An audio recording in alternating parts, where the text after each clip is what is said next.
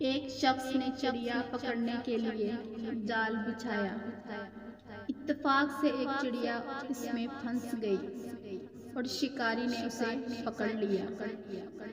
چڑیا نے کہا، اگر تم مجھے آزاد کر دو تو میں تمہیں 3 نصیحتیں کروں گی جن پر عمل کرنا تمہارے لیے بہت مفید ہوگا۔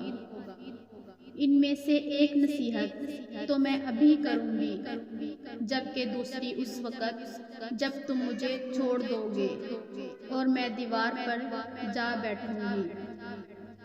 اس کے بعد تیسری اور آخری نصیحت اس وقت کروں گی جب دیوار سے اڑ کر سامنے درخت کی شاخ پر جا بیٹھوں گی۔ اس شخص کے دل میں تجسس پیدا ہوا۔ اس نے چڑیا کی بات مانتے ہوئے اس سے پوچھا، تم مجھے پہلی نصیحت کرو، میں تمہیں چھوڑ دوں گا۔ چنانچہ چڑیا نے کہا، میری پہلی نصیحت یہ ہے کہ جو بات کبھی نہیں ہو سکتی اس کا یقین مت کرنا۔ یہ سن کر اس آدمی نے چڑیا کو چھوڑ دیا اور وہ سامنے دیوار پر جا بیٹھی۔ پھر بولی، میری دوسری نصیحت یہ ہے کہ جو بات ہو جائے اس کا غم نہ کرنا۔ اور پھر کہنے لگی، اے بھلے مانس، تم نے مجھے چھوڑ کر بہت بڑی غلطی کی ہے، کیونکہ میرے پیٹ میں پاؤ بھر کا انتہائی نایاب پتھر ہے۔ اگر تم مجھے ذبح کرتے اور میرے پیٹ سے اس موتی کو نکال لیتے تو اس کو فروخت کرنے سے تم بہت رائس ہو جاتے۔ اس شخص نے جو یہ بات سنی تو لگا افسوس کرنے اور پچھتایا کہ اس چڑیا کو چھوڑ کر اپنی زندگی کی بہت بڑی غلطی کی ہے۔ اگر اسے نہ چھوڑتا تو میری نسلیں سنور جاتی۔ چڑیا نے اسے اس طرح سوچ میں پڑے دیکھا تو اڑ کر درخت کی شاخ پر جا بیٹھی اور بولی، اے بھلے مانس، میں نے تمہیں پہلی نصیحت کی جسے تم بھول گئے کہ جو بات نہ ہو سکنے والی ہو اس کا ہرگز یقین نہ کرنا۔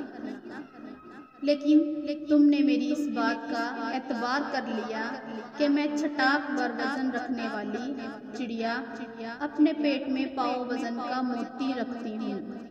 کیا یہ ممکن ہے؟ میں نے تمہیں دوسری نصیحت یہ کی تھی کہ جو بات ہو جائے اس کا غم نہ کرنا، مگر تم نے دوسری نصیحت کا بھی کوئی اثر نہ لیا اور غم و افسوس میں مبتلا ہو گئے کہ خواہ مجھے جانے دیا۔